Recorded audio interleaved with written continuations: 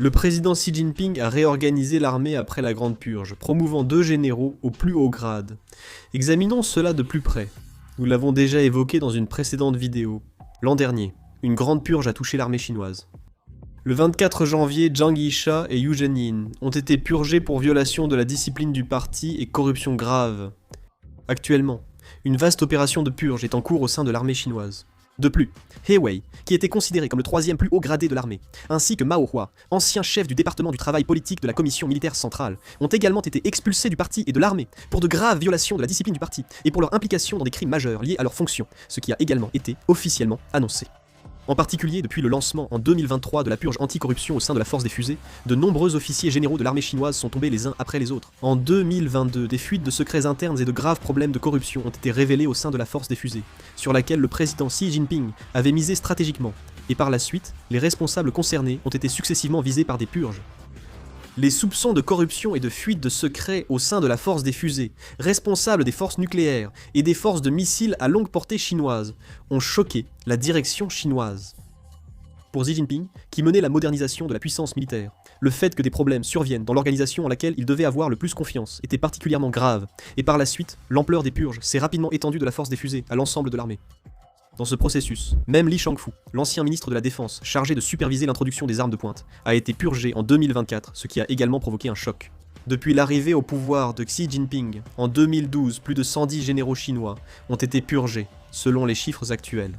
Si le nombre de hauts gradés purgés est déjà aussi élevé, il est fort probable que le nombre total de personnes purgées, en incluant les officiers subalternes et intermédiaires, atteigne plusieurs centaines. Ce n'est pas une blague.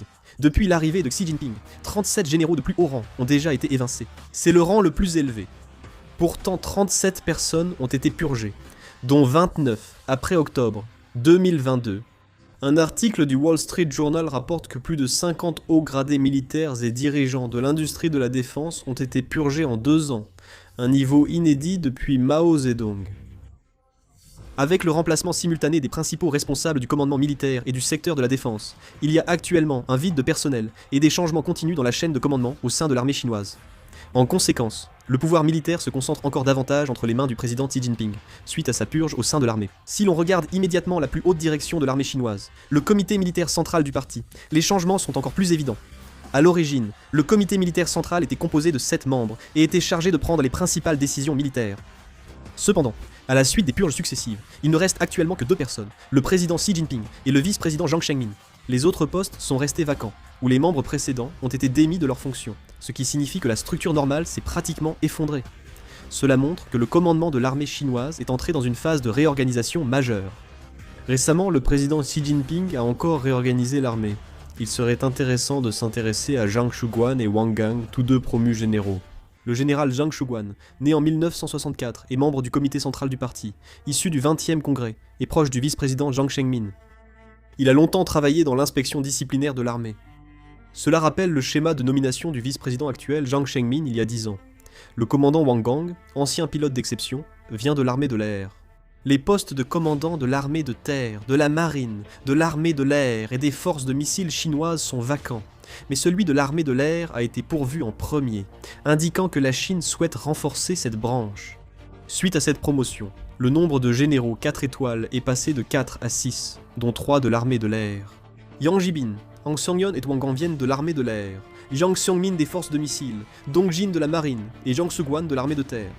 Actuellement, le président Xi Jinping continue en fait d'éliminer les forces qui pourraient constituer une menace pour son pouvoir. Le Wall Street Journal rapporte que le président Xi Jinping a déjà massivement purgé les hauts responsables du parti et de l'armée, une purge d'une ampleur inédite depuis 1976.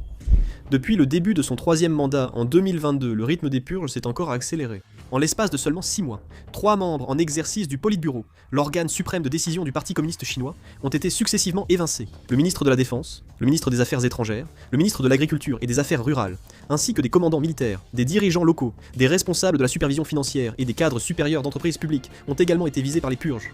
Le fait que les purges ne se limitent pas à l'armée, mais s'étendent également aux partis, au gouvernement et aux entreprises publiques, est interprété comme une tentative de réorganiser les bases du pouvoir. Le contrôle interne du parti se renforce continuellement. L'année dernière, le Parti communiste chinois a sanctionné environ 1 million de ses membres, Selon les statistiques annuelles, la Commission centrale d'inspection disciplinaire, le plus haut organe de surveillance du Parti communiste chinois, exerce un pouvoir considérable en surveillant près de 100 millions de membres du parti et en vérifiant leur respect de la discipline ainsi que leur loyauté. Non seulement les cadres du parti, mais aussi les organisations locales sont soumis à des inspections et des enquêtes régulières. Il est également rapporté qu'au sein du parti, l'atmosphère de surveillance et de dénonciation mutuelle s'est encore renforcée.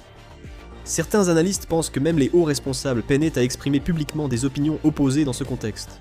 La tendance à l'idolâtrie autour du président Xi Jinping est également plus marquée qu'auparavant. Elle s'est considérablement renforcée. En 2018, à la suite d'une révision constitutionnelle, la pensée du socialisme à la chinoise de nouvelle ère de Xi Jinping a été inscrite dans la constitution chinoise. C'est la première fois depuis Mao Zedong qu'une pensée portant le nom du dirigeant suprême est ainsi mentionnée dans la constitution.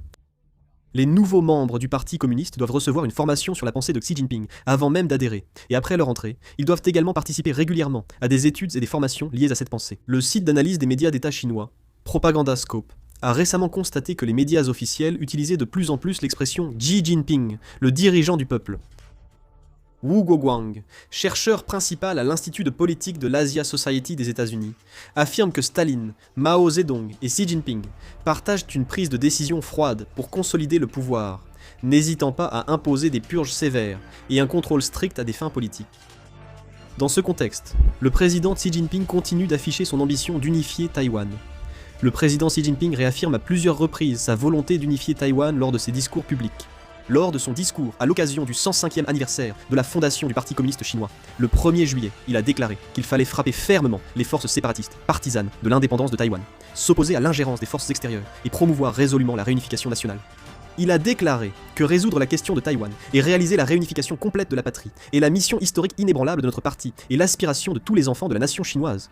Il a également souligné le principe d'une seule Chine, affirmant que la Chine continentale, Taïwan, Hong Kong et Macao sont des parties indivisibles d'un même ensemble. Par conséquent, Concernant cette démarche du président Xian Peng, l'expert en diplomatie, le professeur Hal Brands de l'université Johns Hopkins, a déclaré qu'une crise à Taïwan se profile, que le président Xian Peng pourrait ne pas reculer, et que des événements inquiétants se produisent dans le Pacifique, tandis que les États-Unis ne réagissent pas du tout. il a également révélé que les États-Unis n'étaient pas préparés.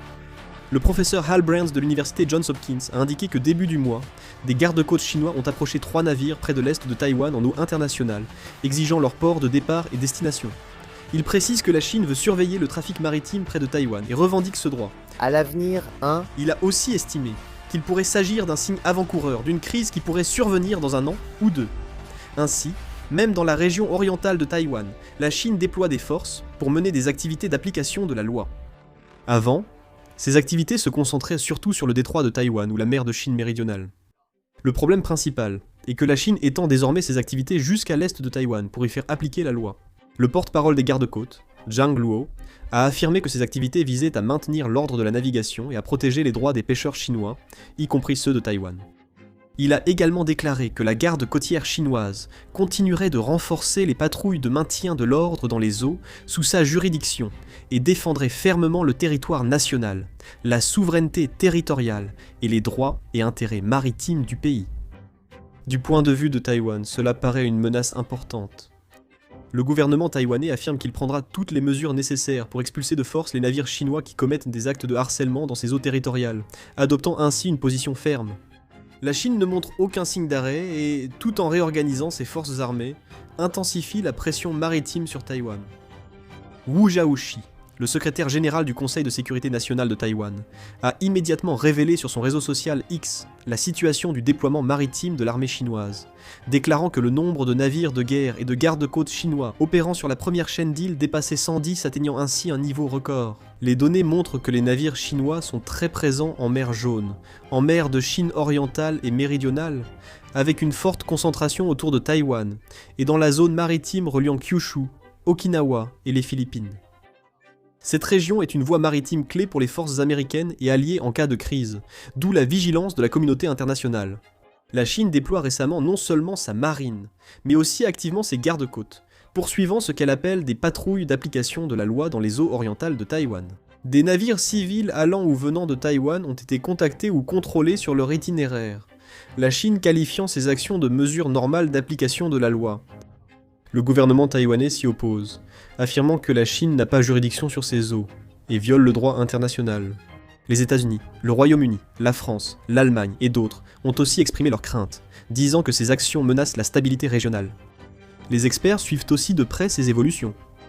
Le professeur Yeya Oihan de l'université Saint-Thomas aux États-Unis estime que la Chine veut probablement tester la détermination américaine à défendre la première chaîne d'îles. Selon lui, il s'agit de vérifier constamment quand et comment les forces américaines interviennent, leur rapidité et leur coopération avec leurs alliés. Certains analystes pensent aussi que la Chine veut signaler à des voisins comme le Japon, Taïwan ou les Philippines qu'elle peut étendre à tout moment son contrôle maritime.